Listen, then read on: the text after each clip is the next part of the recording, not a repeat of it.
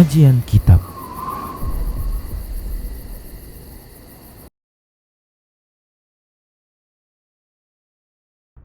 Assalamualaikum warahmatullahi wabarakatuh.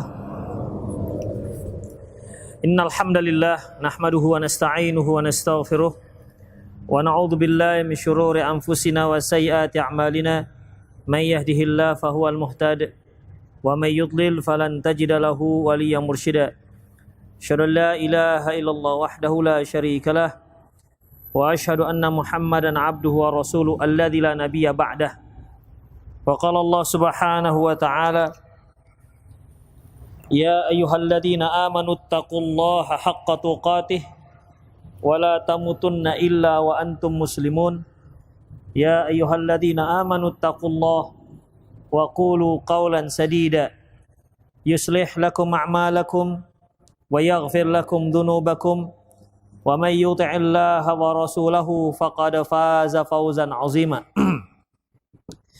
Ya ayyuhan nasu taqu rabbakumul ladzi khalaqakum min nafsin wahidah wa khalaqa minha zawjaha wa batha minhuma rijalan katsiran wa nisaa'a wattaqullaha alladzi tasaaluna bihi wal arham innallaha kana 'alaikum raqiba. Amma ba'du, nastaqal hadithi kitabullah wa khairal hadi hadi Muhammad sallallahu alaihi wasallam wa syarrul umur muhdatsatuha wa kullu muhdatsatin bid'ah wa kullu bid'atin dhalalah wa kullu dhalalatin finnar. Qala al-Bukhari rahimahullah, babun yabirru walidayhi ma lam yakun ma'siyatun. Bab berbakti kepada kedua orang tua selama bukan dalam masalah ataupun perkara maksiat. An Abi Darda radhiyallahu anhu qala, dari Abi Darda radhiyallahu anhu dia berkata, ausini Rasulullah sallallahu alaihi wasallam bi tis'in. Nabi sallallahu alaihi wasallam mewasiatkan kepadaku 9 hal. La tusyrik billahi syai'a wa in qutti'ta aw hurrikt. Yang pertama, janganlah kamu mensekutukan Allah dengan apapun, walaupun engkau dipotong-potong ataupun walaupun engkau dibakar. Wala tatrukanna sholatal maktubata muta'ammidan. Janganlah kamu meninggalkan salat wajib dengan sengaja. Wa man tarakaha muta'ammidan bari'at minhu dhimmah. Barang siapa yang sengaja meninggalkannya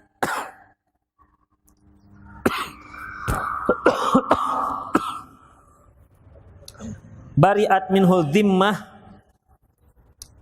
maka telah terlepas darinya zimmahnya Allah.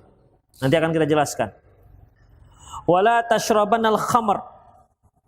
Janganlah kamu meminum khamar. Fa innaha miftahu kulli syarr.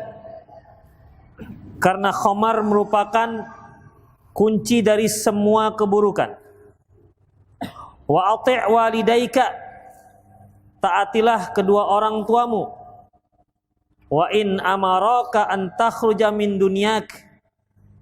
Walaupun mereka memerintahkan kamu untuk meninggalkan duniamu. Fakhruj lahuma, maka tinggalkan atas perintah mereka berdua.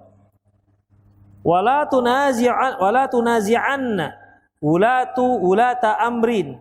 Janganlah kalian menentang penguasa. Wa in ra'aita annaka anta. Walaupun kamu melihat kamu berada di atas yang benar. Wala tafir minaz zahf. Janganlah kamu lari dari pertempuran. Wa in halakta wa farra sahibuk.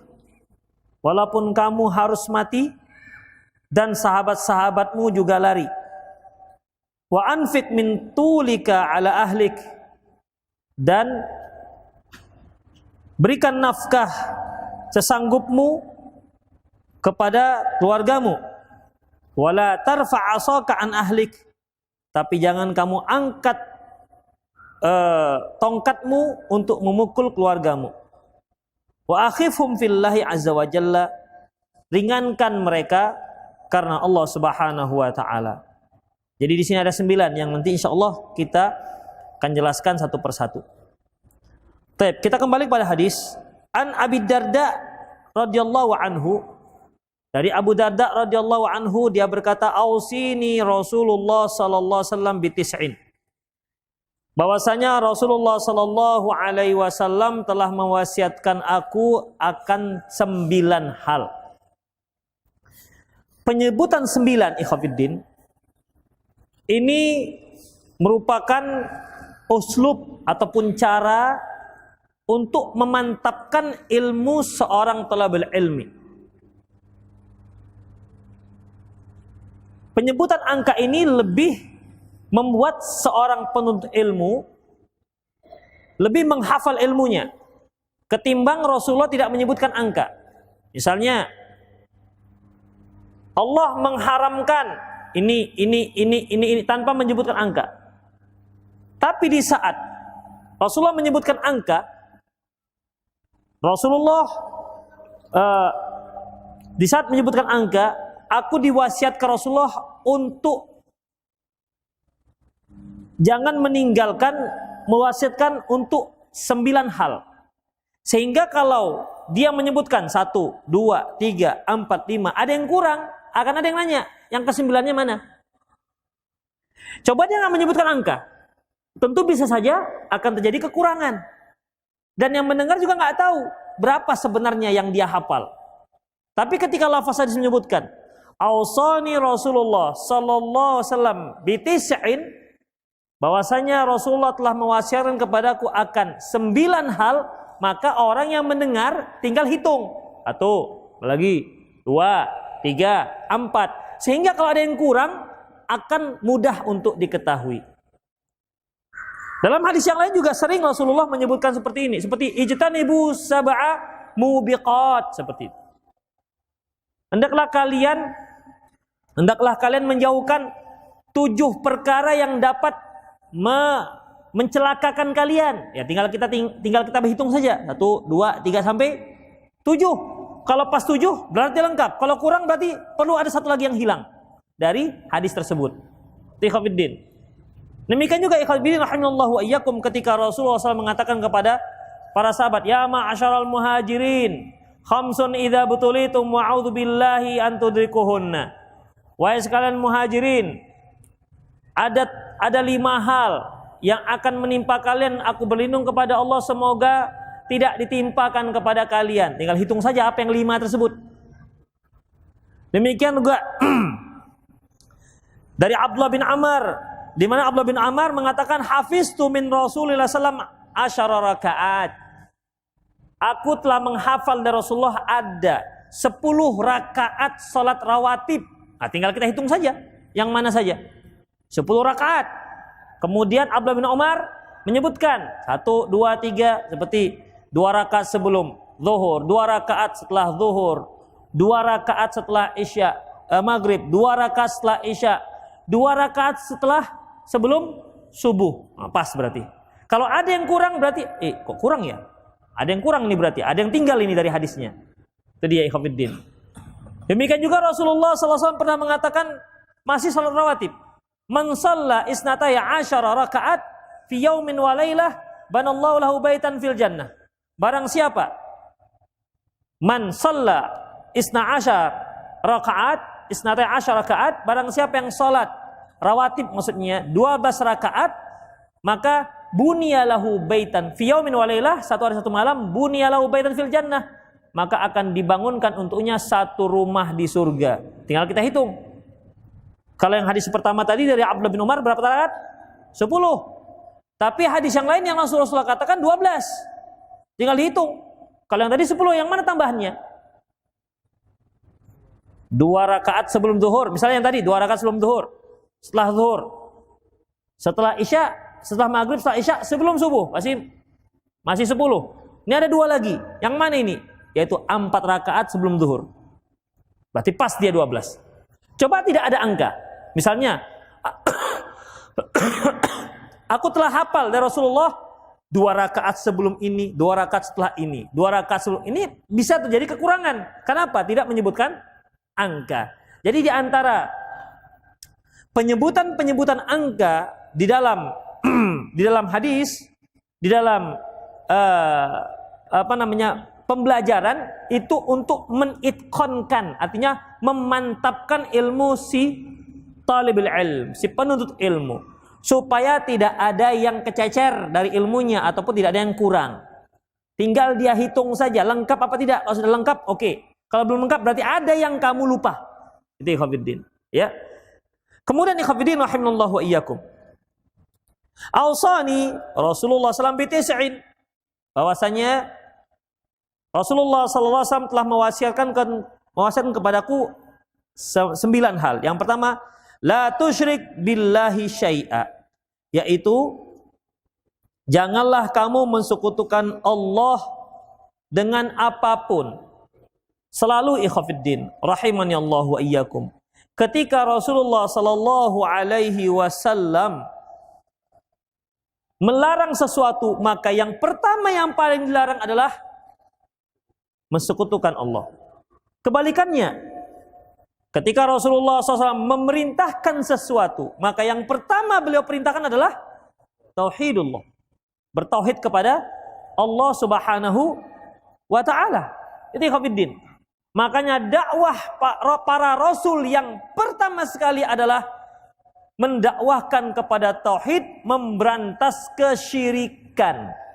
Itulah yang pertama sekali.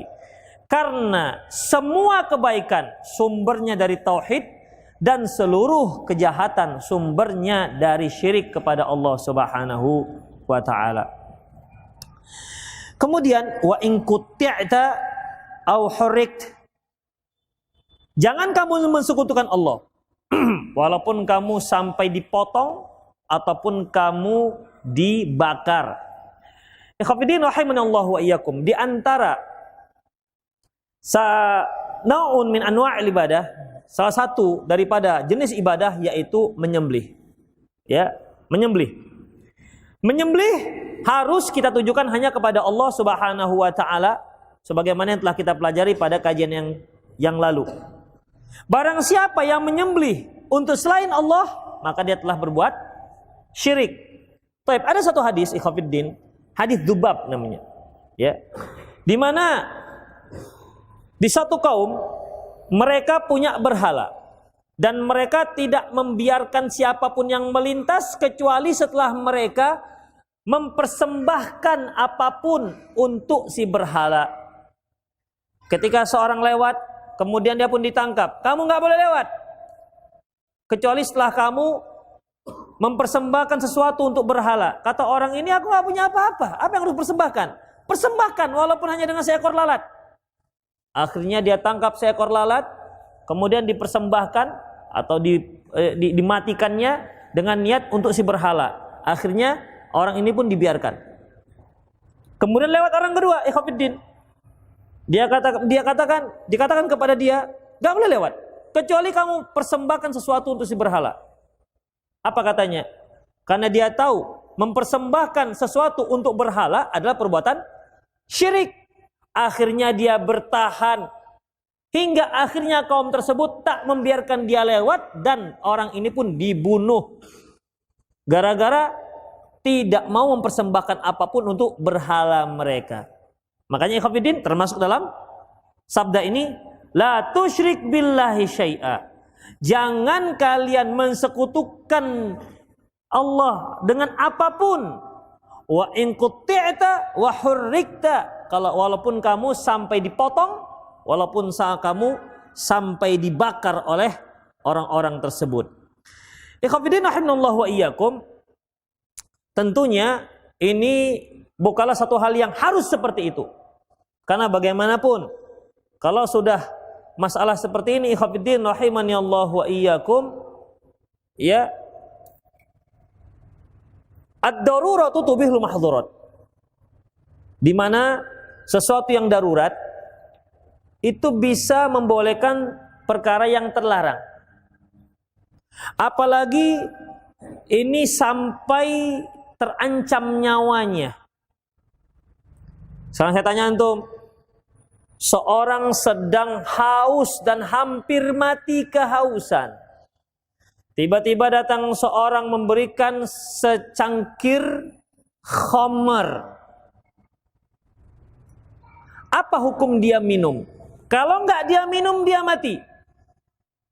Karena tidak ada obat haus lain minum, ya kan? Kalau dikasih makanan enggak mau dia. Kenapa? Tambah keselak nanti. Tambah cepat meninggalnya. Makanya mau tidak mau dia harus minum. Sekarang, mana lebih afdol? Dia bertahan, aku tak minum karena ini haram, mendingan ku mati ketimbang ku minum. Atau minum sajalah sekedarnya untuk bisa menyelamatkan nyawa. Mana ikhwafiddin? Sekarang saya tanya, apa hukum meminum khamar tersebut? Wajibkah? Sunnahkah? Makruhkah? Kalau haram, ya tentu enggak, karena ini sudah masuk dalam perkara darurat. Nah, apa hukumnya? Minum khamar dalam posisi seperti itu. Wajibkah? Sunnahkah? Atau makruh? Diminum tak apa-apa. Tak diminum berpahala, begitu. Gimana? Apa hukumnya? Baik, yang mengatakan wajib siapa? Wajib dia minum, Ustaz. Kalau enggak dia minum, mati dia, berdosa. Mana, tunjuk tangan. Enggak ada. 1, 2, 3, 4, 5, 6, 7. Oh, ikut-ikut jadinya. Ya. Atau sunnah. Kalau dia tidak minum, berpahala. Kalau dia minum, tak apa-apa. Yuk. Enggak ada. Atau makruh. Dia minum, tak apa-apa. Tak dia minum, berpahala gitu. Jadi yang sunnah tadi apa? Kebalikannya. Kalau yang sunnah tadi, dia minum, dia tak minum, berpahala. Dia minum, tak berdosa. Kalau makruh, dia minum tak apa-apa, dia minum berpahala. Nah, yang mengatakan sunnah yang mana? Yuk, tunjuk tangan. Nggak ada. Mengatakan makruh? 1, 2, 3, 4. Yang tidak punya pendapat? Yang Allahu a'lam pendapatnya. Yuk, yang Allahu a'lam. Oh, banyak, masya Allah. Emang, iya. Meniru jejak para salafus soleh namanya. Iya. Tapi ini yang salah manhaj. Mereka itu kalau dites seperti itu mereka berusaha, ya. Karena ini bukan masalah fatwa. Kalau fatwa iya, Allahu a'lam. Kalau nggak tahu, Allahu a'lam. Ikhwafiddin, berarti ini antara wajib dengan makruh, ya. Iya. Yang rojih ikhwafiddin bahwasanya dia wajib minum khamar tersebut sekedarnya. Sekedar menyelamatkan nyawanya dari kematian. Tapi jangan tambah. Tambah bang, kok mantap nih. Kalau sudah melewati batas keperluan, kembali hukumnya menjadi dosa. Karena apa? Karena dia sedang menyelamatkan nyawanya, ikhwafiddin. Baik, sekarang saya tanya, itu kan masalah makan minum, sekarang masalah akidah. Kamu persembahkan apapun untuk berhala, atau ini ada kambing nih kambing. Kamu nggak usah beli, ini kambing kami sediakan, kamu sembelih untuk berhala tersebut. Kalau kau tidak sembelih untuk berhala, kami bunuh. Tetapi kalau kamu sembelih, berarti kami biarkan. Berarti terancam dia ini, nyawanya terancam, dan dia dipaksa untuk berbuat syirik. Nah sekarang, apa hukumnya dia menyembelih kambing untuk si berhala? Kalau tadi kan dia minum khamar karena khawatir meninggal, dia wajib. Ini terkait dengan akidah. Apa hukumnya? Kalau dia sembelih untuk si berhala, apa hukumnya? Sebab kalau tidak dia sembelih, dia disembelih. Kalau tadi khamar apa tadi? Wajib. Ini gimana? Wajib. Wajib. Kenapa? Iya, karena terancam. Itu ikhwafiddin. Ini dia jawaban yang salah.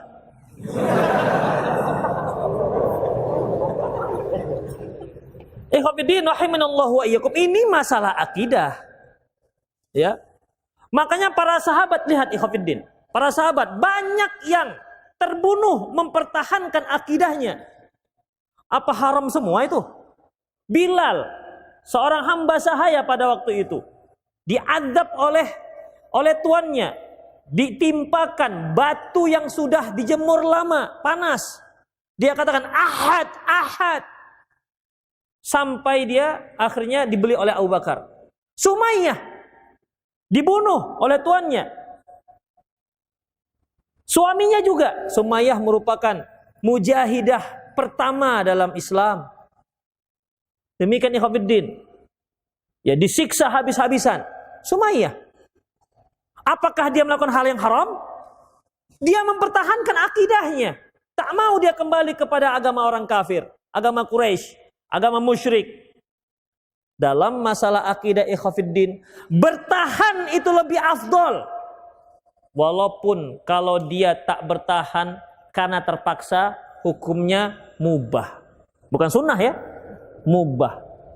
Makanya seorang yang dipaksa untuk berbuat syirik, dia nggak sanggup menahan siksaan, maka boleh dia mengikuti paksaan tersebut, tapi hatinya tetap beriman kepada Allah Subhanahu wa taala. Illa man ukriha wa qalbuhu mutmainnum bil iman. Kecuali orang-orang yang dipaksa dan hatinya tenang dengan keimanan. Jadi karena terpaksalah dia mengucapkan itu. Untuk perkara akidah, lebih afdol mati di tiang gantungan ketimbang mengikuti permintaan orang musyrik, orang kafir yang menyuruh kita untuk berbuat syirik atau berbuat kafir. Pertahankan itu lebih afdol. Dan matinya mati syahid. Tapi kalau nggak tahan, boleh ikut. Tapi ingat boleh, bukan sunnah. Dibolehkan karena dia terpaksa. Itu pun pemaksaannya memenuhi syarat. Yang pertama syaratnya, orang tersebut memang sungguh-sungguh memaksanya. Nampak kesungguhannya, nampak sekali, dan sudah banyak jadi korban. Tapi kalau memaksanya macam mana main-main, nanti kubunuh abang lah. Berarti ini masih diragukan memaksaannya, gak sungguh. Yang kedua, orang yang memaksa memang mampu melaksanakan pemaksaannya, ancamannya. Ya, dia tinggi besar. Yang mengancam dia sudah kurus, pendek, cungkring, dembus, set, jatuh. Aku tikam abang nanti. Misalnya. Sebenarnya dia bisa melawan. Tapi yang tinggi, tegap, besar ini ialah terpaksa. Nggak bisa itu, Khofiddin. Karena dia bisa melawan. Ya, yang ini bisa dia lawan. Intinya bisa dia lawan. Yang ketiga, pemaksaan itu haruslah segera, fauron. Kamu harus sekutukan, kamu harus sujud kepada padung itu. Kalau kamu nggak mau, akan aku tikam kamu sebulan lagi. Nggak bisa itu. Kalau sebulan lagi, ya berarti nggak fauron, harus segera. Tikhafiddin. Kalau nggak memenuhi syarat, maka itu tidak dikatakan terpaksa.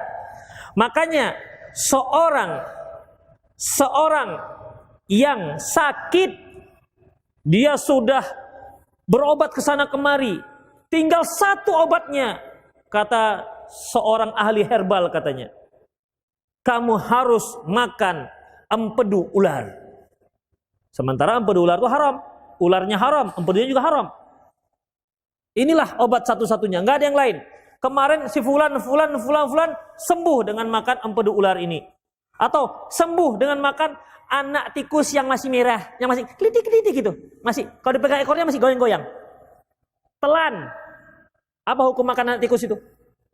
Haram. Inilah tinggal obatnya. Ya udahlah, darurat. Ya, pakai bismillah lagi dia. Apakah itu darurat? Hah? Tidak ada lagi obatnya. Menurut pengalaman orang-orang, sudah sembuh dengan itu. Dengan makan anak tikus tersebut. Apakah itu darurat? Jawabannya, tidak apa iya? Pengalaman mengatakan iya. Jawaban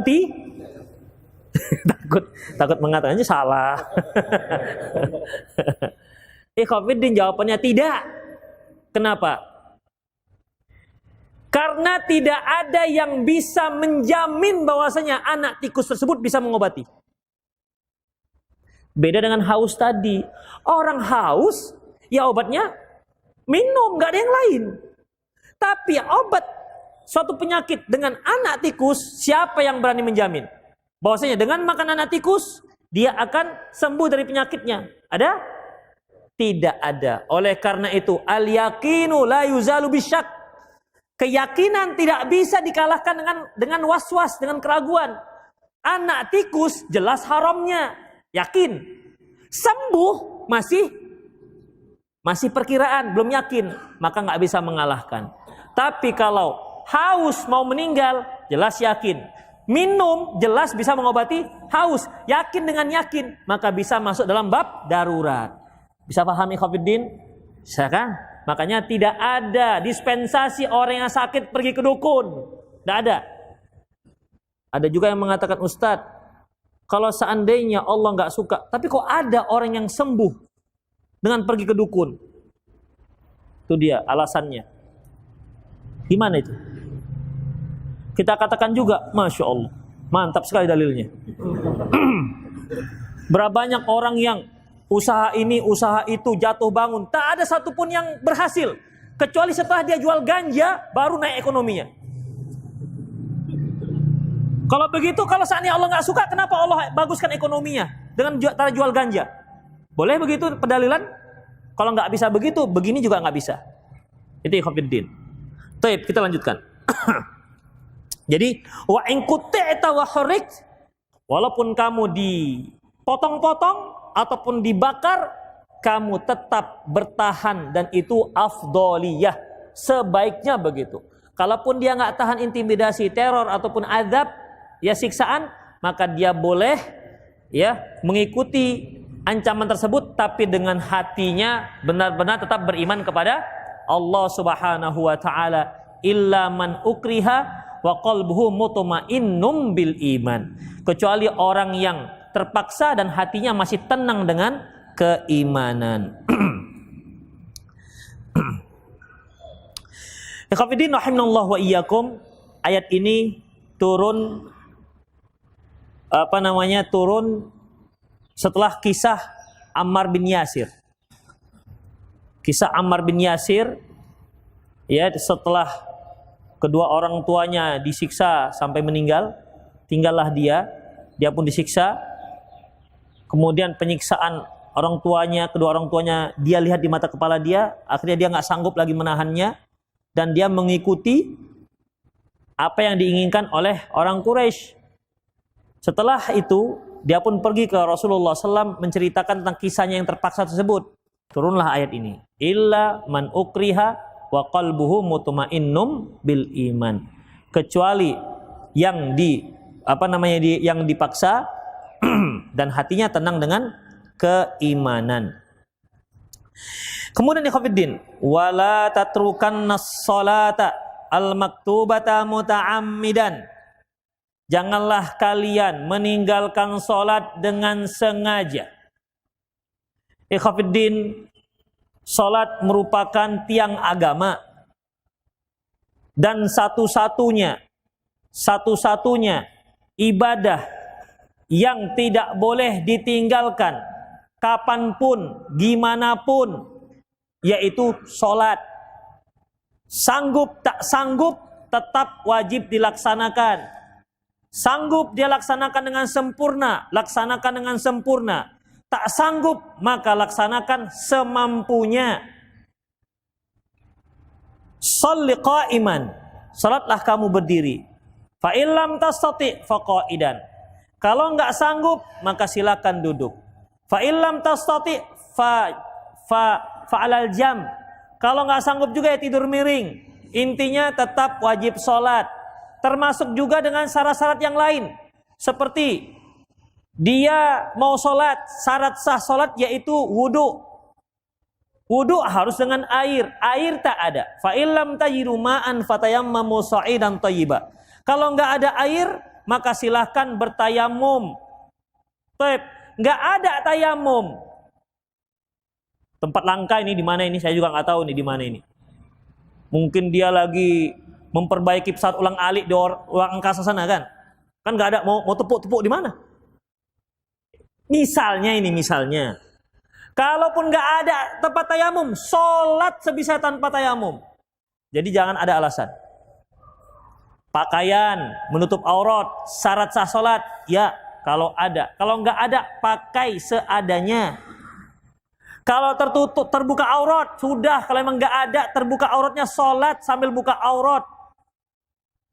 Misalnya dia naik pesawat, misalnya jatuh pesawatnya di laut, terdamparlah dia. Begitu dia bangun, ternyata tinggal celana dalam dia pakai.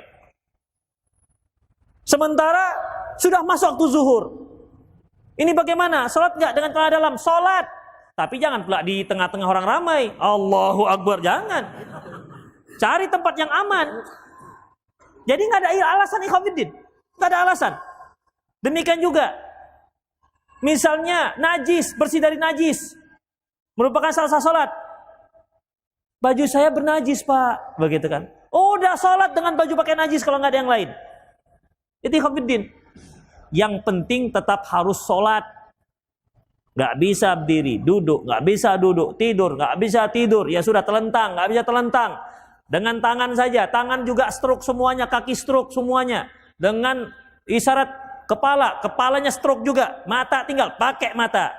Matanya stroke juga, ya sudah pakai hati. Hatinya stroke, kita sholatkan dia lagi. Kalau hatinya sudah stroke juga, nggak bisa lagi hatinya hidup. Berarti kan udah mati. Sampai seperti itu, ikhwatiddin. Itulah sholat. Ya, tidak ada dispensasi untuk tidak sholat. Apalagi sekitar jam kuliah, Ustadz. Pas adzan masuk kuliah kami Ustadz. Keluar kuliah kapan? Maghrib. Jadi kami jamak qashar lah. Ya, jadi asar jamak takhir dengan maghrib, mana ada? Ya. Ikhwatiddin rahimani Allah wa iyyakum. Tidak, permisi Pak, maaf saya mau sholat gitu. Tapi jangan arogan. Pak, maaf Pak ya, waktu sholat Bapak nggak dengar saya mau sholat. Jangan. Itu arogan namanya. Sebelum sholat kan kita sudah tahu waktunya. Pak, saya apa ini? Pak, saya kan jam kuliah kita pas sholat. Boleh Pak ya, saya permisi ya. Begitu ikhwatiddin, itu akhlak. Jangan arogan ya. Demikian ikhwatiddin, jangan arogan. Begitu dosen lagi ngajar, Pak sholat, pergi, assalamualaikum. Dosennya nengok sampai ke pintu. Gak demikian ikhwatiddin ya. Kalau sholat tuh masih orang insya Allah masih menghargai. Ya coba kita bilang sebelumnya.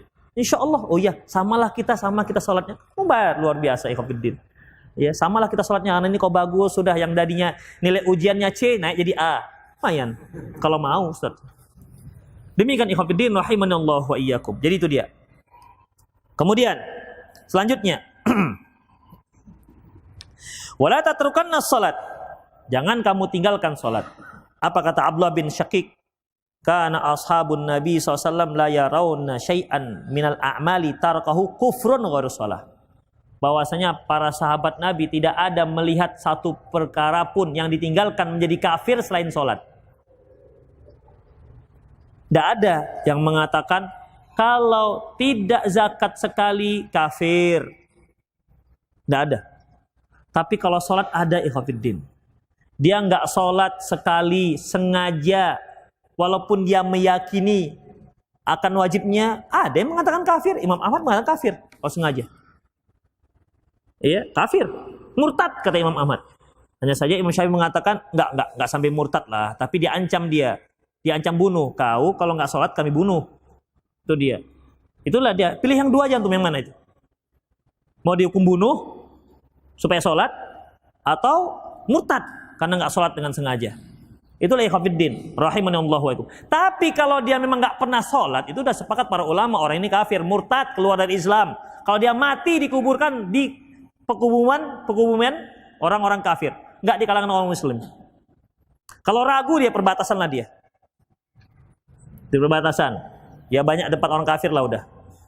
Itu ikhwatiddin. Kemudian Rasulullah mengatakan, wala tashrabannal khamr fa innaha miftahu kulli syarr. Faman tarakaha muta'ammidan bari'at minhu dhimmah. Barang siapa yang meninggalkan dengan sengaja, bari'at minhu dhimmah, terlepas darinya dhimmah. Dhimmah ikhwatiddin ay anna likulli ahadun minallahi ahdan bil hifzi wal kala. Bahwasanya Allah itu punya berjanji kepada makhluknya akan senantiasa dijaga. Tapi kalau dia sudah tak sholat, Allah tak jaga lagi dia. Itu namanya bari'at minhul dhimmah. Wala tashrabannal khamar. Janganlah dia minum khamar. Fa innaha miftahu kulli syarr. Karena khamar itu kunci seluruh keburukan. Ikhwatiddin rahimanallahu wa iyyakum.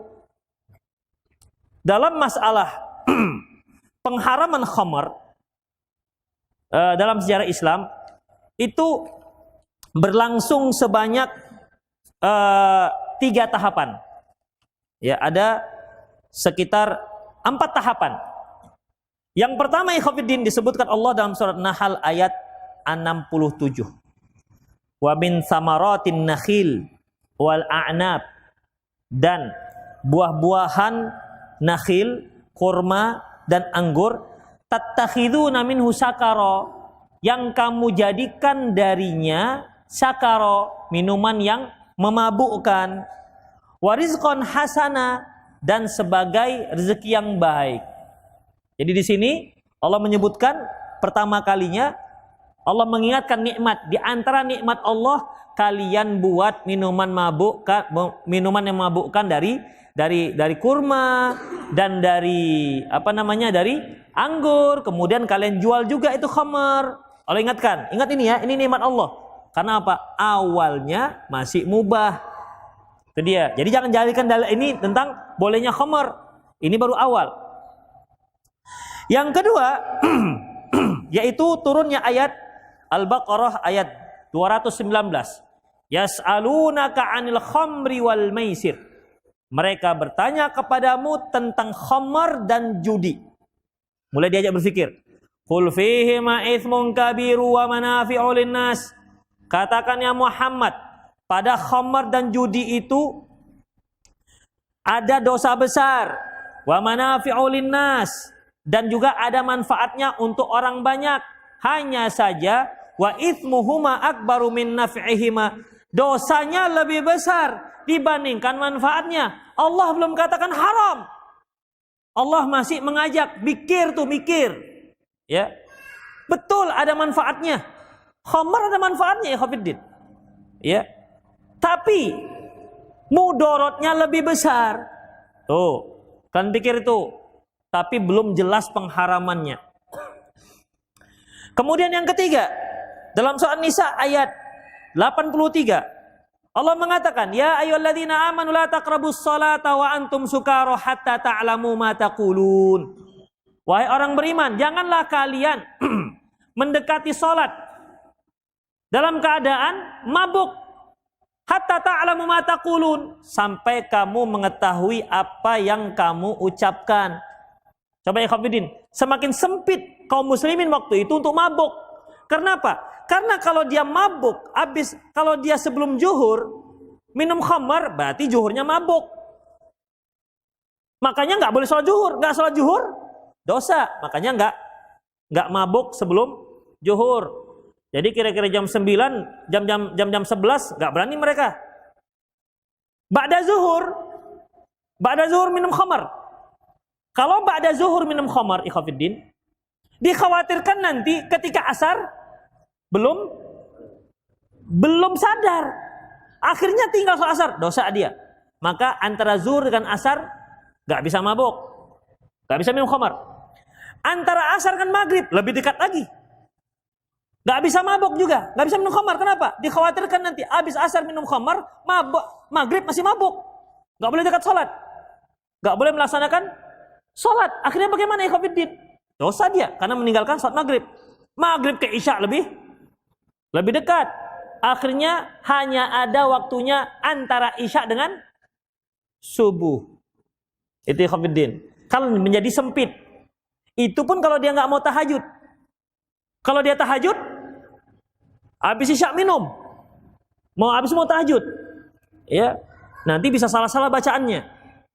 Berarti tinggal yang panjang itu antara zuhur dengan siapa namanya subuh dengan zuhur. Itulah isya ke subuh, subuh ke zuhur. Semakin sempitlah waktu mereka untuk mabuk. Demikian Khofiddin. Kalau dia mabuk sembarangan tempat, maka yang berpengaruh pada sholatnya. Kalau mereka tinggalkan sholat, berarti berdosa. Hingga akhirnya Khofiddin pada marhalah yang keempat. Ya ayyuhalladzina amanu innamal khamru wal maisiru wal ansab wal azlam rijsum min amali syaitan. Ini baru penegasan yang luar biasa. Hai orang yang beriman. Yang dipanggil orang beriman. Kenapa? Orang beriman waktu itu masih mabuk. Ya, masih minum khamar. Khofiddin, khamar itu di kalangan orang Arab itu seperti kita teh manis. Itu mereka. Minum itu seperti teh manis ya Khofiddin. Minuman mereka yang utama. Sampai-sampai mereka punya syair, ya. Dalam syairnya, kalau aku mati, kuburkanlah aku di akar anggur supaya aku bisa minum khamarnya sambil mati. Sampai begitu.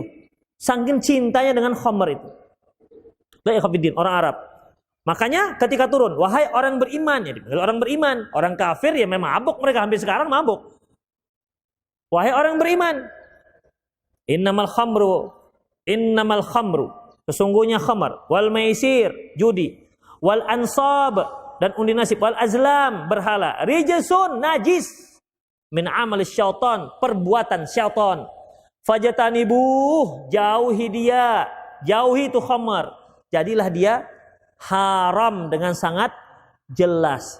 Jadi Khofiddin, itulah marhalah pengharaman khamar. Ketika turunnya pengharaman khamar ini Khofiddin, semua simpanan khamar di kalangan di rumah para sahabat dikeluarkan dan dituangkan di jalan. Sampai jalan itu mengalir seperti sungainya khamar. Khofiddin, saking banyaknya. Ya seperti itu sih kita katakan tadi, seperti dia punya kendi isinya khamar, ya minumnya itu. Khamar itu kan minuman perasan anggur atau rendaman kurma yang sudah basi. Yang basi itu pula mereka suka. Makanya seperti tua. Itu kan kabarnya seperti bau kencing kuda. Katanya enak katanya. Itu pula. Itulah kalau namanya juga orang sudah kecanduan. Ya kalau sudah kecanduan nggak ngerti lagi mana yang wangi, yang busuk, yang enak, yang nggak enak. Itulah Khofiddin rahimani Allah wa iyyakum. Makanya khamar diharamkan oleh Allah Subhanahu wa taala.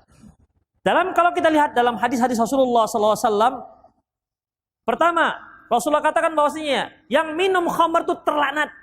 Bayangkan nih Khofiddin, terlaknat. Ya, bukan hanya minum, yang menuangkan terlaknat. Bukan hanya yang menuangkan. Misalnya, Dek, tolonglah belikan abang seceret tua. Ya bang, ntar bang, ada ongkosnya kan? Adalah, tenanglah kau. Misalnya, udah, terlaknat itu yang membelikan walaupun dia nggak minum. Penjualnya terlaknat.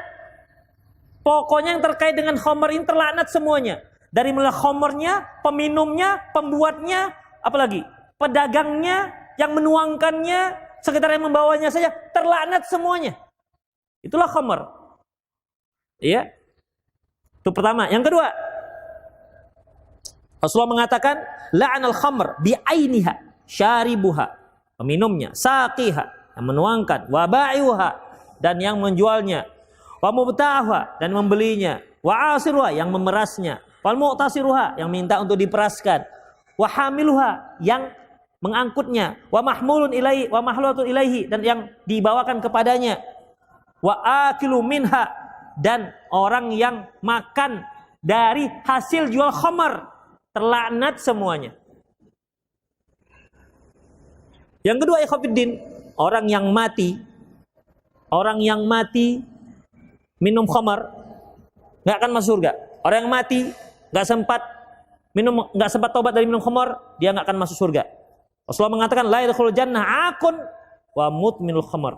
Tidak akan masuk surga mereka yang ak itu artinya durhaka kepada orang tua dan yang pencandu khamar. Demikian juga pencandu khamar, Allah tidak akan terima amalannya. Dalam hadis diriwayatkan oleh Imam Hakim, man syaribal khamar lam yaqbalillahu minhu syai'an. Barang siapa yang minum khamar, Allah tak akan terima amalannya. Ditolak oleh Allah Subhanahu wa taala. Berkata Imam Adz-Dzahabi, al-khamru ma khamar al-aql. Khamar itu yaitu yang mengkhamarkan akal. Apa artinya? Ai ghattahu, yaitu menutupi akal.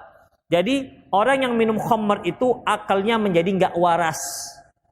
Oleh karena itu sering kita dengar dari mulut ke mulut, orang kalau minum khamar, pencandu khamar, ketika dia tak punya uang, tidurnya di kasur. Ketika dia punya uang, tidurnya di parit. Kenapa begitu? Ketika dia punya uang, dia beli tua, dia beli khamar. Akhirnya kalau sudah minum khamar, hilang akalnya, tidurnya di parit. Kalau dia nggak punya duit, nggak bisa beli khamar, tidurnya di rumah, di kasur, empuk. Kan udah gila itu namanya. Gara-gara apa? Kurang akalnya. Ya, hilang akalnya. Ma khamar akal, yaitu yang merusak akal. Kemudian ikhwatiddin, apa kata Imam Adz-Dzahabi? Sawa'un kana rotoban.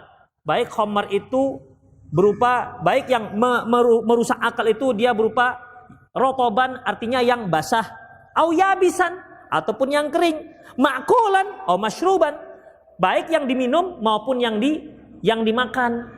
Ikhwatiddin, makanya seperti narkoba ya, sabu-sabu, apalah namanya ikhwatiddin, yang kemarin yang terakhir ada model narkoba yang dimakan bisa langsung gila. Apa namanya? PCC. Oh, bukan paralon itu ya? Iya. PCC. Itu ikhwatiddin. Itu dia, itulah hasilnya. Ya.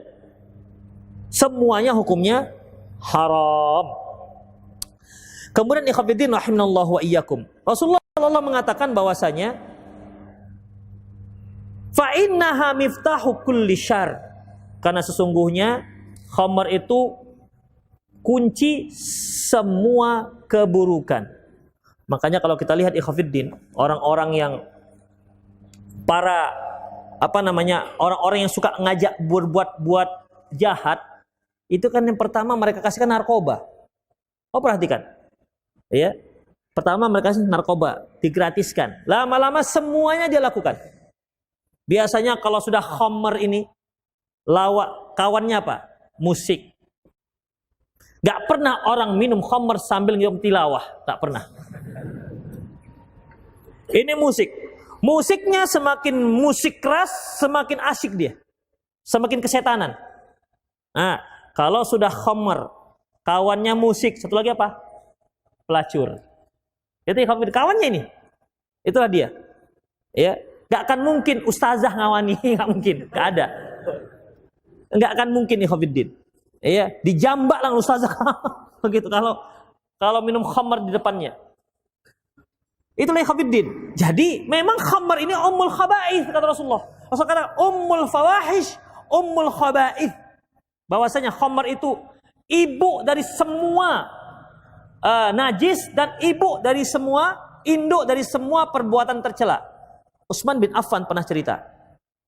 Saya ada catat ini kisahnya. Kata Utsman bin Affan radhiyallahu anhu, ijtanibul khamar fa innaha ummul khaba'ith. Jauhkan kalian khamar karena dia merupakan ummul khaba'ith, ibu dari semua najis. Innahu kana rajulun man khala qablakum ta'abbada. Seorang laki-laki yang dikenal dengan orang yang suka beribadah kepada Allah. Fa'allaqathu imra'atun ghawiyatun. Maka ada seorang wanita pelacur, farsalat ilahi jariyataha faqalat inna nada'uka li syahadah. Lantas dia kirimkan utusannya seorang anak kecil. Kata wanita ini, kami itu mengundang Anda karena kami mau syahadat. Anda sebagai saksi, kamu mau mengucapkan syahadat. Lantas datanglah dia, fantalaqa ma'ajariyatiha. Maka laki-laki yang soleh ini, yang rajin ibadah, datanglah bersama utusannya seorang anak kecil, ya, utusan si wanita yang pelacur tadi itu. Fatafiqa kullama dakhala al-baba aghlaqatha dunahu. Setiap kali dia masuk pintu langsung dikunci oleh si pelacur ini. Hatta afdha ila imra'atin wadi'atin. Hingga dia bertemu dengan seorang wanita wadi'ah. Wadi'ah itu cantik, putih, bening. Itu dia. Itu wadi'ah namanya. Jadi bukan sekali cantik, cantik tapi kalau hitam, ada nggak orang hitam yang cantik? Ada. Ada orang yang putih yang jelek? Ada kan? Ada. Di antaranya yang putih nggak cantik ya monyet, kalau dia warna putih kan jelek juga dia. Demikian ikhwatiddin. Jadi sebenarnya cantik nggak cantik itu tinggal mata siapa yang mandang. Selera siapa? Ada yang selera rendah. Begitu kan? Ada yang selera tinggi. Pokoknya nggak apa-apa hitam asalkan solehah. Nah, ini selera tinggi nih. Ini selera tinggi ikhwatiddin. Ada yang selera rendah, nggak apa-apa lah Ustadz. Nggak pakai jilbab nggak apa-apa. Pakai UKN sibuk kali juga nggak apa-apa. Yang penting putih. Nah itu dia. Ini selera rendah ini. Ya, nggak tahu dia. Akhwat tuh kalau disuntik sedikit aja bisa putih dia. Benar. Kasihkan banyak-banyak vitamin C, putih lah dia itu. Jangan banyak kena matahari. Atau dikelantang seperti baju. Putih lah dia. Belikan bedak banyak-banyak. Kurang juga cat tembok tuh belikan. Kemudian ikhwatiddin rahimanallahu wa iyyakum. Kemudian wa indaha ghulam, di sisinya ada seorang ghulam, anak seorang hamba sahaya. Wa batiyah khamar, dan secangkir khamar. Kata wanita ini, qalat inni wallahi ma da'autuka li syahadah. Demi Allah aku tidak panggil Anda untuk mengucapkan syahadat. Walakin da'autuka li taqa alayya. Tapi aku panggil kamu supaya kamu berzina denganku. Kata si wanita yang cantik jelita ini, au tashrabul khamr ka'san, atau kamu minum khamr satu gelas ini. Au taqtulu hadzal ghulam, atau kamu bunuh hamba sahaya ini. Apa kata si laki-laki yang ahli ibadah tadi ikhwatiddin? Qala iskini ka'san. Kalau gitu saya pilih yang minum khamr saja. Kenapa? Karena dia pikir kalau dia minum khamr enggak merugikan siapapun.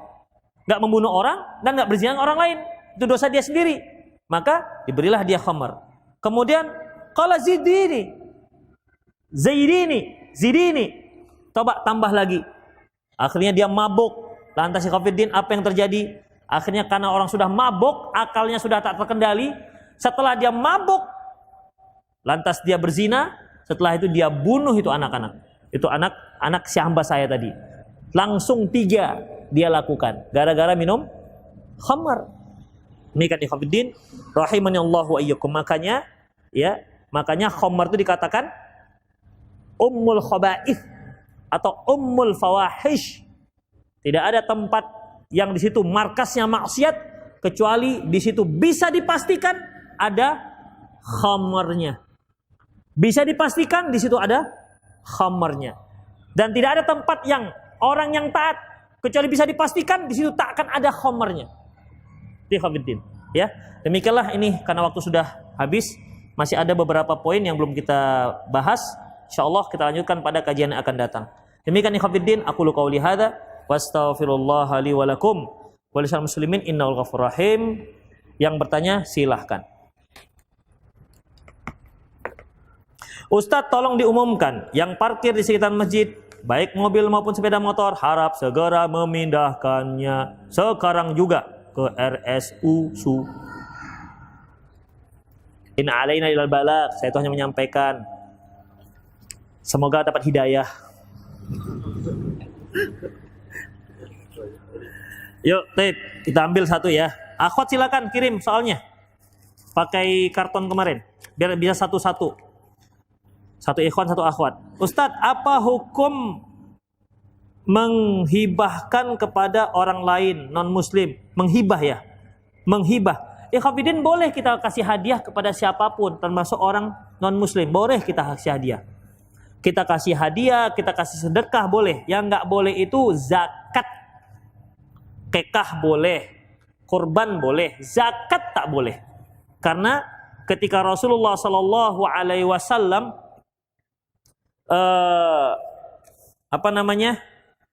mengirim Mu'ad bin Jabal, kata beliau, innaka ta'ti qauman min ahli kitab faltakun awwala ma tad'uhu ila syahadatu an la ilaha illallah. Engkau ini ya Mu'ad akan mendatangi ahli kitab, yang pertama sekali kamu dakwahi yaitu syahadat. Kemudian sebutkan lagi salat, kemudian sebutkan masalah zakat. Fa inhum ata'u kadzalik. Kalau mereka mentaati kamu dalam masalah salat, fa'allimhum, ajarkan mereka, annallaha qad iftarada 'alaihim as-sadaqah. Allah mewajibkan kepada mereka yaitu sedekah, zakat. Tu'khadhu min aghniyaihim, diambil dari orang-orang kaya mereka. Mereka ini kan orang muslim. Diambil dari orang-orang kaya mereka muslim, wa turaddu ila fuqaraihim, dan dikembalikan, dibagikan ke orang-orang fakir mereka, yaitu mereka hanya muslim. Jadi kalau zakat tidak boleh. Zakat hanya untuk orang muslim. Selebihnya hibah, infak, kekah, korban dibolehkan. Assalamualaikum Ustaz. Ustaz, ana mau tanya, bagaimana meyakinkan teman ana bahwa segala sesuatu yang terjadi pada dirinya itu adalah kehendak Allah? Karena dia masih beranggapan bahwasanya ia hijrah karena seorang ikhwan. Bagaimana caranya membantunya Ustaz? Hijrah karena seorang ikhwan. Iya. Semoga ikhwannya itu dapat pahala. Kalau dia hijrah ikhwafiddin karena seorang ikhwan, misalnya dia pakai jilbab karena si ikhwan mengatakan pakai jilbab lah ukhti. Itu dia. Kalau ustadz mengatakan pakai jilbab lah ukhti, ustadz dah tua. Tapi karena ikhwan ini masih muda, iyalah insyaallah saya akan berusaha untuk berubah akhi. Gitu. Akhinya itu. Jadi akhinya itu yang dalam itu maknanya. Jadi ikhwafiddin rahimanallahu wa iyyakum, bagaimana? Rasulullah sallallahu alaihi wasallam mengatakan bahwasanya faman kana hijratu lid-dunya yusibuha aw imra'atin yankihuha fahijratu ila ma hajar ilaih. Kalau dia hijrah gara-gara dunia yang akan dia dapati atau wanita yang akan dia nikahi, maka hijrahnya enggak dapat apa-apa. Tak dapat pahala dari Allah. Hanya saja bagi seorang ikhwan atau akhwat, dia hijrah awalnya gara-gara seorang ikhwan atau seorang akhwat, maka dia sejak saat ini masih bisa merubah niatnya. Masih berubah, ya. Masih bisa merubah niatnya. Seperti dia ngaji. Karena apa? Karena ada seorang cowok idamannya yang menyuruh ngajilah di masjid dakwah, gitu. Iyalah insyaallah, gitu. Betul ngaji dia, ya. Setelah tahu ini dia rubah, bisa ikhwafiddin. Tapi beda. Kalau thalabul ilmi itu nggak bisa. Thalabul ilmi itu mau nggak mau dia harus rubah. Walaupun awalnya hadir gara-gara cari jodoh, ya kan bisa tengok-tengok sambil duduk di teras siapa yang lewat, misalnya. Walaupun awalnya begitu, tapi nggak bisa ikhwafiddin. Makanya para ulama kita mengatakan awalnya aku mencari ilmu karena dunia. Tapi tidak bisa, mau nggak mau harus karena akhirat. Begitu ikhwafiddin. Ilmu nggak mau kecuali dengan akhirat. Ya namanya juga belajar. Dia ikut juga ngaji, didengar juga dakwahnya, dengar juga. Mau nggak mau kan harus merubah niatnya. Karena dengan ilmu sedikit demi sedikit yang dia dapati dari pengajian. Tapi dia sekali datang, kemudian tak datang lagi. Datang yang pertama itu nggak ada nilainya. Itu ikhwafiddin. Itulah dia. Jadi kalau antum awal-awalnya karena mau cari jodoh, udah terus saja ngaji, nggak masalah, ya, nggak masalah. Terus saja, tapi terus ya. Jangan sampai udah dapat akhwatnya, saat kan sudah dapat. Berarti memang tidak terjadi perubahan niat. Itu ikhwafiddin. Ya, jadi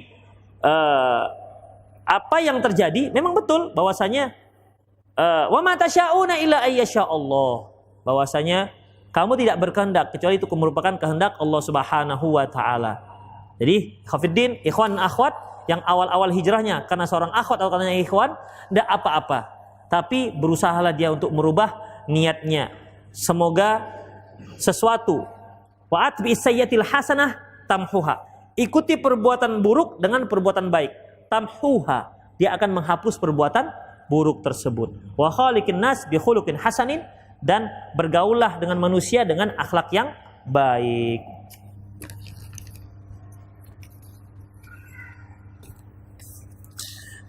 Bagaimana hukumnya dengan Muslim rohimnya yang terpaksa mengikuti akidahnya musyrik. Kalau dia terpaksa dikarenakan dia disiksa seperti itu, akhirnya udahlah dia ikut. Sebagaimana yang kita katakan tadi. Ya, tapi dia tetap harus menjamin akidahnya tetap.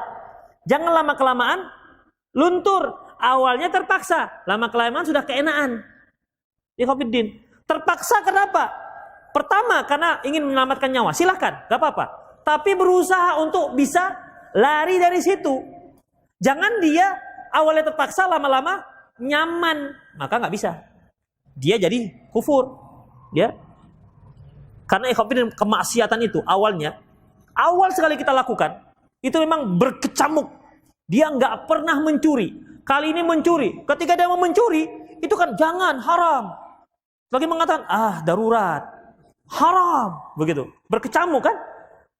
Tapi kalau dia langgar, dia curi sekali, 2 kali, 3 kali, 4 kali. Itu bahasa bisikan yang melarang itu tambah lama makin kecil. Sampai akhirnya dia nyaman dengan mencuri.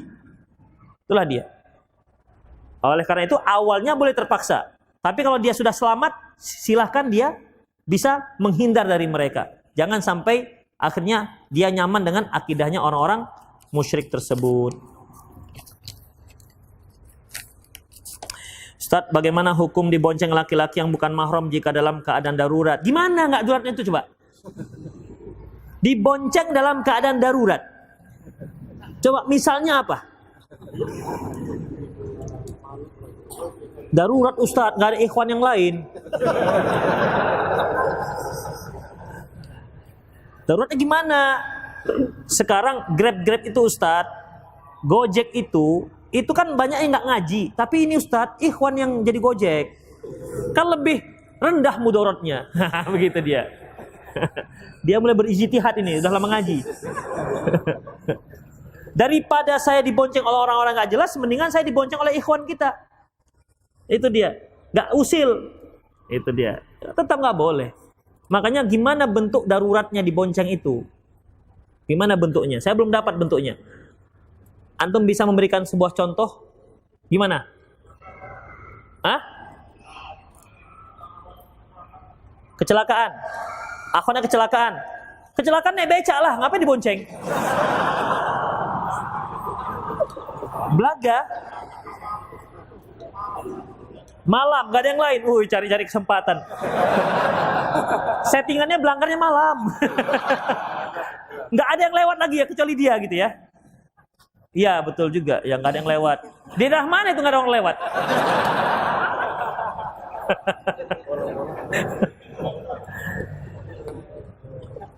Ya kalau betul-betul darurat sekali memang nggak ada yang lain, mungkin seperti kata abang ini, dia kecelakaan, nggak ada orang lewat, yang lewat hanya jin, dialah orang satu-satunya yang lewat, misalnya yang sunyi, penduduk jauh, yang entah tahu di mana daerah ini nggak tahu saya.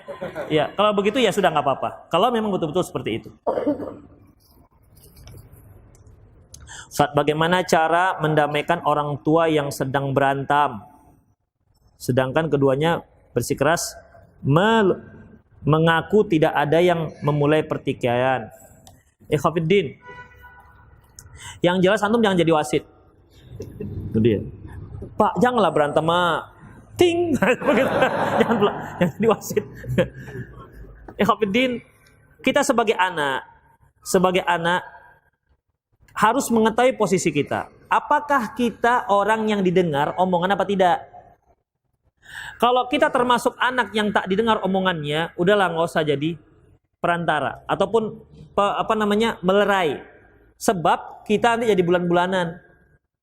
Tapi kalau kita merasa anak yang bisa didengar ucapannya, kan demikian ikhwatiddin kan? Kan ada anak itu ucapannya didengar orang tua, ada anak itu ucapannya nggak dipedulikan orang tua. Mungkin dikarenakan tingkahnya atau apalah, kita nggak ngerti. Ya, kalau dia jenis anak yang memang didengarkan ucapan orang tua, silahkan melerai mereka. Bicara dengan orang tua baik-baik begitu. Dan tidak harus mencari siapa yang salah kan. Yang penting jangan bertengkar seperti itu lagi. Jadi masalahnya ya tergantung apa masalahnya yang kita lihat. Kalau seandainya memang masalah tersebut bisa dilerai. Kalau nggak bisa ya sudah, mendingan nggak usah mencari siapa yang salah. namanya juga suami istri. Pasti kalau dia disalahkan, dia akan cari salah-salah yang lain. Akan ada saja kesalahan. Mana ada suami yang nggak salah dan mana ada istri yang tidak salah. Misalnya, si suami misalnya, si suami pulangnya malam-malam misalnya, marah istrinya, abang pulang malam-malam, gimana aku nggak pulang malam? Kau nggak masak malam, nah, kan gitu. Saya seperti itu, ya kan? Coba kau masaknya malam, aku kan pulang malam, aku kan pulang sore, begitulah kira-kira. Nah, pasti ada saja jawabannya, ikhwatiddin. Suami istri namanya, kan tahu kelemahan masing-masing. Itulah dia. Ya. Nah.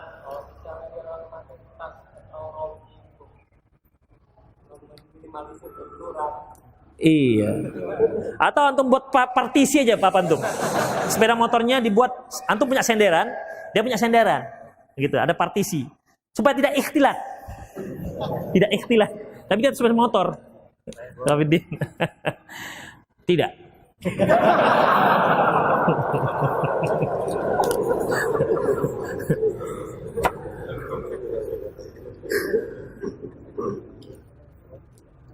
Jawabannya tidak ya. Saya sholat maghrib. Kenapa ikhwatiddin? Masalahnya kalau sudah laki-laki perempuan, walaupun antum partisi lah dia, itu getarannya lain. Lain. Antum akan berada di frekuensi tersendiri. Itu dia ikhwatiddin. Beda. Apalagi antum ikhwan yang ngaji. Kebetulan yang booking akhwat yang sudah ngaji juga pakai jilbab besar. Masya Allah. Itu nengok kibar-kibar jilbabnya dari samping. Wih, jilbabnya. Itu sudah terasa, ikhwatiddin. Udah terasa. Padahal kan nengok ke belakang. Dari samping kan kita kalau nengok kan bisa kiri kanan kan nampak ini. Wih, jilbabnya besar. Begitu. Itu ikhwatiddin. Jadi lain, kok salah. Ustadz, saya sholat maghrib, masbuk, terlambat sudah di rakaat ketiga. Dan sebentar lagi salam. Apakah jika saya mengikuti imam masih termasuk makmum? Sudah maghrib, masbuk terlambat, rakaat ketiga, sebentar lagi salam. Oh berarti tasyahud ya? Ya tasyahud. Tetap, antum tetap dikatakan berjamaah, tapi berjamaah tasyahud.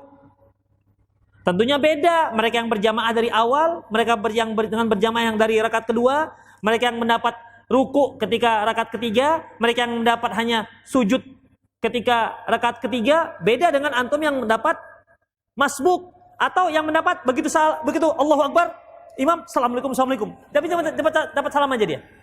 Ya beda. Tetap dikatakan berjamaah, jamaah salam namanya. Ya, itu ikhwatiddin. Jamaah hanya dapat salam. Tentu tetap ada pahalanya ketimbang dia langsung sendiri. Makanya ikhwatiddin enggak usah tunggu. Wah, ini sudah ruku terlambat, sayang kali. Kalau enggak cepat sedikit kenapa ruku dapat rakaat ketiga? Itu. Jangan tunggu, enggak usah, biarkan saja, ikut aja walaupun tidak terhitung sebagai rakaat.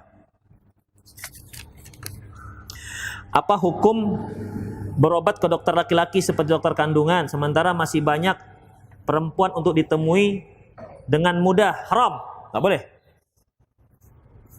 Ya, tidak boleh. Tapi itu sebagaimana pengakuan para dokter juga. Ibu-ibu ini kadang-kadang agak getek juga sih. Karena mereka bilang, Ustadz, kalau kita cari dokter kandungan perempuan, asik direpetin Ustadz. Tapi kalau yang laki-laki lebih sabar. Sabar ya Bu. Ya gitu. Sampai-sampai si ibu pun, ya semoga anak yang lahir ganteng seperti dokter ya. Begitu. Dokternya pun tebar pesona kan, semakin betah mak-mak itu. Jadi ikhwatiddin nggak boleh. Ya. Mendingan dia berhadapan dengan dokter perempuan cerewet ya, ketimbang dokter laki-laki yang ramah tamah. Apalagi dokter kandungan. Antum tahulah, kalau dokter kandungan yang diperiksa itu bukan kepala, bukan lutut. Dokter kandungan diperiksa kepala, kenapa Bu kepalanya? Kan kepala yang diperiksa, tahulah antum tempat-tempat yang diperiksanya, itu kandungan. Ustadz, ana mau hijrah, langkah apa yang pertama yang ana lakukan? Mudah, sering ngaji aja. Itu aja. Sering ngaji. Itu aja. Pak Ustadz. Assalamualaikum Pak Ustadz. Singsih bertanya. Oh, saya ingin bertanya, kalau jumpa suaminya, kuceraikan kau. Kalau kau jumpa suaminya, kuceraikan kau. Kata ini diucapkan suami saya ke saya, apakah itu sudah jatuh talak? Ya belum. Ya belum. Yang namanya talak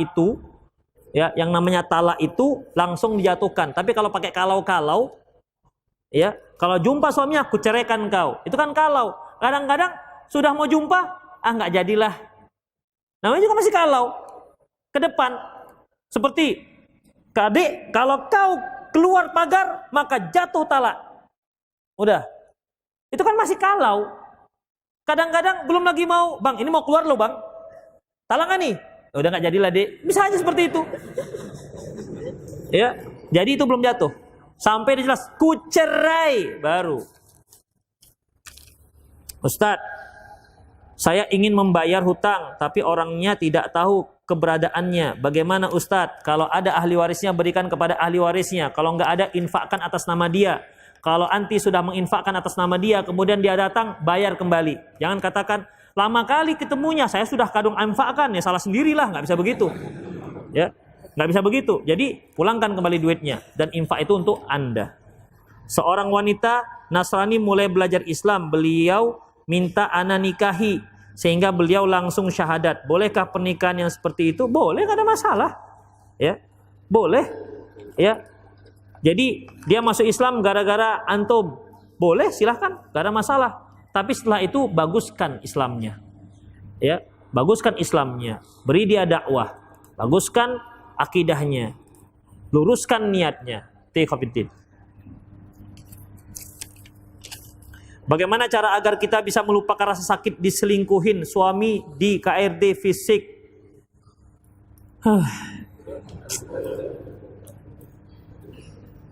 Bagaimana cara agar kita bisa melupakan rasa sakit diselingkuhin suami dan di KDRT fisik? Hafidin rahimanallah wa iyyakum, saya hanya bisa mengatakan satu hal, sabar. Sabar itu selama ibu tersebut tetap sabar, ikhwafiddin, maka dia terus akan mengalirkan pahala. Kalau dia dicaci maki habis-habisan, maka jangan dilawan, karena caci makinya itu akan mengalirkan pahala.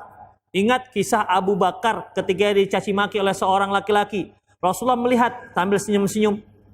Ketika Abu Bakar bangkit untuk membalas, Rasulullah pergi. Sahabat yang memperhatikan heran. Ketika Abu Bakar yang dicaci maki, Rasulullah senyum. Ketika Abu Bakar membalas, malah Rasulullah pergi. Kata Rasulullah, ya gimana aku nggak pergi? Tadi ketika Abu Bakar dicaci maki, yang jawab malaikat. Kamu begini-begini, kamu yang begitu. Ya Allah, ampuni Abu Bakar. Sampai akhirnya Abu Bakar membalas. Akhirnya yang malaikat pergi diganti oleh syaitan. Maka aku pun pergi. Jadi kalau ibu dicaci maki oleh sang suami, ibu ingat, senyum aja.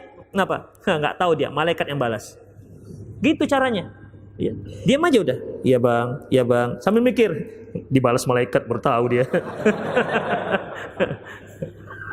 Itu, jangan dilawan. Suami, kalau dia katakan, kamu ini jangkrik, abang jangkrik, dia akan katakan lebih daripada jangkrik.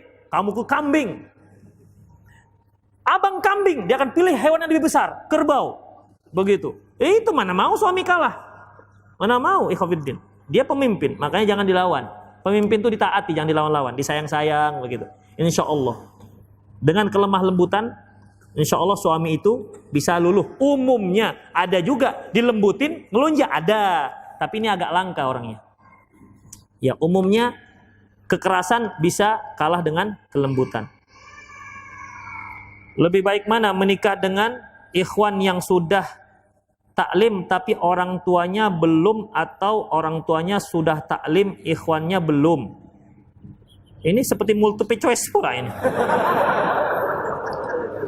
Lebih baik mana menikah, satu, ikhwan yang sudah taklim tapi orang yang nggak taklim, orang tua belum. B, orang tuanya taklim ikhwannya belum. Karena anak pernah mau dikhidbah dengan ikhwan tapi ini nyindir ini sebetulnya nih. Ada ikhwan di sini nggak ini? Karena ana pernah dikhidbah dengan ikhwan tapi orang tua tak setuju. Jadi ana mau cari mertua yang sudah taklim saja Ustadz. Apa pikiran salah? Enggak salah. Ya, enggak salah. Kalau antum punya pemikiran seperti itu, enggak salah. Ya, jadi orang tuanya saya sudah taklim tapi anaknya belum. Mana lebih bagus sih Hafidin? Nah, saya tanya antum. Anaknya sudah taklim, orang tuanya belum. Atau orang tuanya belum taklim, anaknya sudah taklim. Sama aja ya, tadi begitu juga. Bentar. Anaknya sudah taklim, orang tuanya belum. Yang kedua, orang tuanya sudah taklim, anaknya belum. Mana yang paling bagus? Yang ketiga, anaknya sudah taklim, orangnya sudah taklim. Tapi di sini nggak ada C-nya. C-nya nggak ada. Jadi mana ikhwatiddin yang paling benar? Ini ikhwatiddin, kalau saya katakan ini bagaikan makan buah si malakama. Dimakan, mati ayah, tak dimakan, mati mama. Jadi bagaimana? Lihat mana yang lebih baik, lebih cenderung. Karena nggak semua orang tua yang nggak taklim yang nggak setuju dengan pilihan anaknya. Apalagi sekarang ikhwatiddin, bukan zaman kuda gigit besi sekarang. Sekarang zaman kuda gigit keju. Artinya seorang anak akan datang membawa pilihannya sendiri. Memang terkadang ada intimidasi permintaan anak, ya. Nah, silahkan cari, tapi satu yang mama nggak mau, jangan pilih orang Padang. Nah, itu dia misalnya. Jangan pilih orang Karo. Dalam masalah ini ikhwatiddin silahkan cari itu ikhwatiddin. Walaupun orang tua belum taklim. Jadi di sini ikhwatiddin, masalah belum dan tidak, belum ataupun yang sudah taklim, tinggal intinya sebenarnya si anaknya. Ya, si anaknya. Jadi si anak inilah bagaimana cara melobi orang tuanya. Di satu sisi ikhwatiddin, ada orang tuanya yang belum taklim, tapi anaknya sudah taklim dan bisa orang tua terserah kaulah. Pernah ikhwatiddin kejadiannya di kalangan kita, ibunya belum taklim, orangnya belum taklim. Apa kata ibunya? Terserah kamu mau pesta bagaimana, mau pakai keyboard nggak pakai keyboard terserah. Satu permintaan mama, apa itu? Cari yang lubis. Betul, dapat lubis ikhwatiddin. Dapat akhwat yang lubis. Akhirnya terserah dia yang buat. Pokoknya dana dari orang tua dia yang set semua. Gak ada ikhtilat, gak ada apa semua. Itu ikhwatiddin. Makanya berdoalah antum sehingga dapat permintaan orang tua. Baik. Kemudian ikhwatiddin, saya nggak bisa jawab secara mutlak. Harus ini A atau B. Lihat bagaimana kecenderungan. Terkadang orang tua itu nggak setuju, orang tua yang belum taklim nggak setuju dengan pilihan anaknya, bukan dikarenakan apa-apa, dikarenakan suku bisa, dikarenakan anaknya ini kok nggak respon, misalnya nggak perfect, bisa juga menurut dia.